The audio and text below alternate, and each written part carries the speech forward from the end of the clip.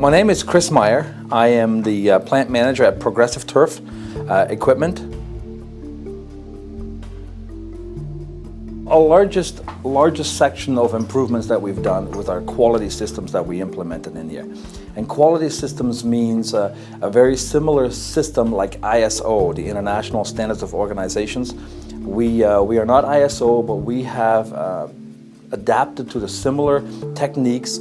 Within that, we have our Kanban systems, which is a replacement when one product is gone, it's replaced. We have approximately 1,500 part numbers that we schedule throughout this operation at any given time. And our lean manufacturing principles is what got us here in that last 5 years to be able to have that many variations and that many part numbers in a small shop without a huge amount of work in process products sitting around. Well, lean manufacturing is one word with many different titles attached. Lean could mean on how you do preventative maintenance, on how you have your workflow going through the amount of product sitting on the floor to be used for your next production run, the lead times it may be to put a product through from point A to point B. So lean is many words, and obviously by looking it up, and the individuals that are involved within lean will understand that. Even the companies that do not think they produce and do lean processes throughout their operation, and when they really pick them apart, they realize that they probably practice lean in more ways than one already.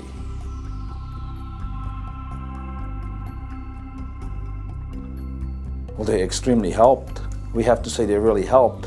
Large part that we're obviously not very happy about. This last year we've all lost a lot of skill sets that we had to downsize due to the volumes dropping significantly.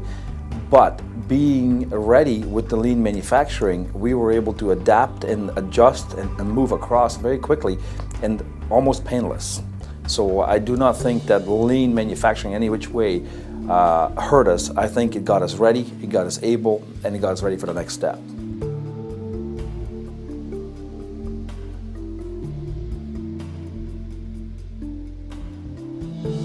Well, I find that there's a fine line between not having time to move on and having time that done it.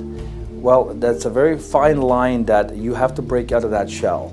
It's not very difficult, but once you realize where your time is spent and where you need to be, you quickly find time to do the right things. So you take a step back, you assess your situation, you find where your bottlenecks and your problems are, you assess them, and once you're over that hurdle, you realize that there's always time to do things right the first time.